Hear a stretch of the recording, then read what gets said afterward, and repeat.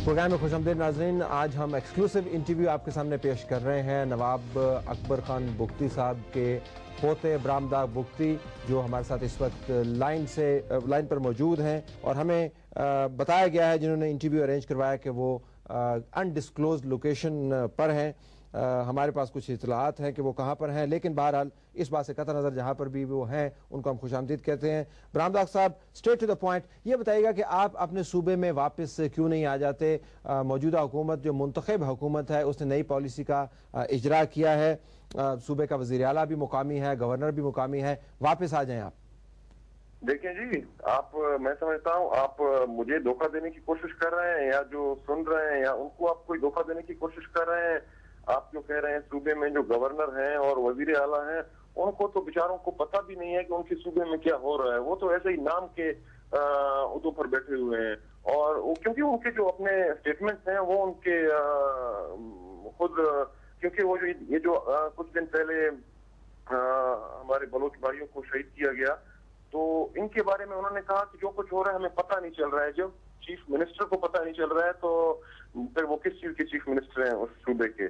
जहां तक मेरे आने का सवाल है, वो तो देखें जी, मेरा अपना मर्जी है, मैं जब आऊं क्या पता है मैं किधर हूँ, किस तरफ हूँ, बलूचिस्तान के किस कोने में हूँ। मेरे आने से का तो कोई, वो तो मेरा एक जाती मामला है, मैं जहाँ जाऊँ या जहाँ ना जाऊँ। लेकिन आपके ज़ाती मामले के साथ बलूचिस्तान का मामला भी जुड़ा हुआ है। देखें, पॉलिसी नई है, माजी की गलती को भुलाया जा सकता है, ऐसे तरीके से मामला तय किए जा सकते हैं। हरबया अमरी साहब के केसेस भी ख़त्म हो गए, अख्तर मेंगल साहब भी बाहर आ गए, मुनीर मेंगल साहब के जो केस थे वो भी ख़त्म हो गए। आपके साथ भी बातचीत हो सकती है अगर आप वापस आए तो। देखिए जी, आप पहले ये बात देखें कि हेरबियार के ऊपर केसेस बनाई क्यों गई? उनके ऊपर मामला क्या पाकिस्तान ने खत्म किए या वो झूठे साबित हुए उनके? कि अख्तर मेंगल कोई किसी दहशतगर्दी के केस में मुलविस थे तो उनको कोई फेवर किया गया, उनको छोड़ दिया गया? तो ये सब झूठे मुकदमात पर हमको दबाने के लिए हमारे जो कि हमारी जद्दोजहद है, हमारे साइल व वसाइल, हमारी बलोच कौमी जो कि एक बलोच कौम एक गुलामी की जिंदगी गुजार रही है, उससे आजादी के लिए जो हम जदोजहद कर रहे हैं, उसको दबाने के लिए ये तमाम हरबे सब इस्तेमाल हो रहे हैं।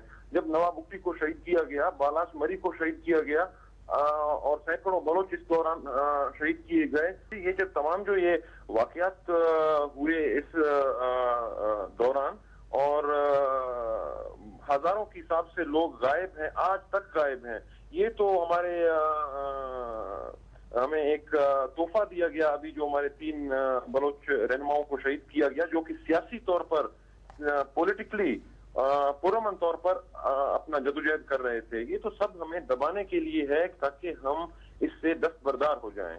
ये हमसे कोई मुज़ाकरात नहीं हो रहे हैं, और ना कोई हमसे कोई बैठ के बातचीत हो रही है कि भी आप किस तरह हमारे वापस आने का, या कोई, हम तो अपना हकूक चाहते हैं, अपना बुनियादी हक चाहते हैं, वो हमारे बराबर हो जाएं और हम महसूस करें कि हम एक आजाद कौम की हैसियत से जिंदगी गुजारने के लायक हो गए हैं और हमें दिया जा रहा है। तो कौन कोई पागल है कि कोई आजाद है और हर चीज उसका अपने अख्तियार में है तो वो उठ के किसी और से लड़ेगा? ये फरमाएगा कि अगर आपको एक फहरिस्त मुरतब करनी हो जिसके ऊपर आपके तमाम मुतालबात हों कि माहौल को मुआफिक करना है, तो वो फहरिस्त क्या होगी? लेकिन जी, लिस्ट का तो बात ही नहीं है ना। मैं तो ये कह रहा हूं कि हम किसको लिस्ट दें। बात वही आती है कि हम क्यों किसी अपनी ही चीज किसी और से मांगें।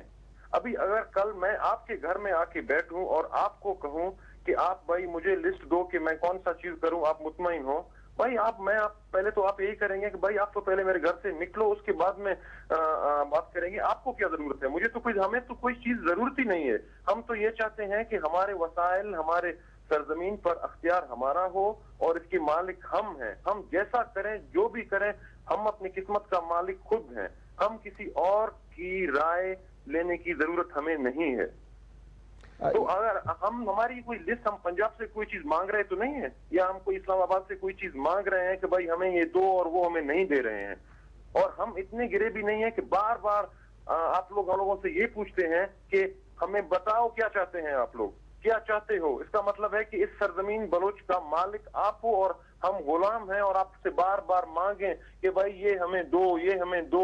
हम नहीं करेंगे, हम इसके मालिक हैं और इसकी मालिक की हैसियत के लिए हम जदोजहद कर रहे हैं। ये जो आपने अभी बात की घर की, मेरे सामने कुछ अदाद शुमार हैं, हो सकता है गलत हो तस्दीक कर दीजिएगा कि 45% बलोच हैं, बलोच के अंदर भी तकसीम है, मुख्तलिफ ज़बानें बोलते हैं, 40% पठान हैं, 5% दूसरी एथनिसिटी के लोग आबाद हैं, क्वेटा का मामला बीच में है।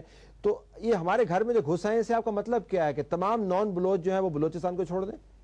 देखिए जी, मैं नॉन बलोच किसी की बात नहीं कर रहा, मैं इस वक्त उन फोर्सेस की बात कर रहा हूं जो हमारे सरजमीन पर काबिज हैं और बलोच कौम को गुलाम बनाए हुए हैं। आज से नहीं, आज शुरू दिन से ही। और जो कुछ भी जुल्म हो रहा है इस वक्त, जो कि फौजी ऑपरेशन हो रहा है, कोई पशीन या कोई लोरलाई या कोई जियारत में नहीं हो रहा है। ये बलोचिस्तान के उन एरियाज में हो रहा है जहां पर बलोच आबाद हैं। आपने सुना है कहीं कोई फोर्सेज ने कार्रवाई करके किसी 10-15 पंजाबियों को पकड़ के कोई गायब कर दिया, या कोई उनकी लाशें पड़ी हुई हैं क्वेटा में कोई किसी पंजाबियों की या किसी और कौम की? नहीं, क्योंकि उनका तो कोई बात ही नहीं है। जो कि वसाइल है, अभी जहां बेसिकली बात आता है इस वक्त, जैसे ग्वादर है, डेरा बुगटी है, सुई है जहां से गैस निकल रहा है, मरी का इलाका है जहां पर तेल के जखायर मौजूद हैं और उनको निकालने का कोशिश किया जा रहा है, और इसीलिए दबाया जा रहा है ताकि इस कौम को दबाकर इसके वसाइल पर कब्जा किया जाए। लेकिन वो उसमें नाकाम हो रहा है, वो तो एक अलग पहलू है। लेकिन वो कोशिश तो यही कर रहे हैं कि बलोच रिसोर्सेज, बलोच नेशन, अभी वो जहां तक आपकी बात है कि कितनी परसेंट बलोच है और कितना परसेंट पश्तून है, वो तो एक हकीकत है। बिल्कुल पश्तून भी यहाँ पर हैं और नॉन लोकल भी हैं, बलोच भी हैं। लेकिन मेजोरिटी जो है, मैं समझता हूँ कि 45% जहां पर आपने कहा, मैं समझता हूँ ये बिल्कुल दुरुस्त नहीं है। मैं समझता हूँ 55 से लेकर 65% बलोच होंगे, उसके बाद सेकंड नंबर पर पश्तून, उसके बाद पंजाबी या कोई एक आदमी महाजर हो तो हो। अब अभी आपने जिक्र किया कि पंजाबियों को हाथ नहीं लगाते। मेरे सामने एक पम्फलेट धरा हुआ है, उसके अंदर लिखा हुआ है कि हम ना सिर्फ इनफरादी तौर पर पंजाबियों को कत्ल करेंगे, बल्कि हम हर उस जगह मौका तलाश करेंगे जहां जमगठा हो, चंद पंजाबी खुशी या गम मना रहे हों। और ये भी कहा गया कि तमाम लोग अपना फ़र्ज समझकर कम से कम एक पंजाबी को मौत के घाट उतार दें ताकि हमारी सरजमीन का हक अदा करें। आप इस पॉलिसी को इंडोर्स करते हैं? बिल्कुल, क्योंकि अभी आप देखिए, मैं कैसे इंडोर्स नहीं करूं। अगर एक बार, जो कि अगर आप देखें, हम बार बार कह चुके हैं कि हमारे ऊपर जो कुछ हो रहा है वो मीडिया पर नहीं आता।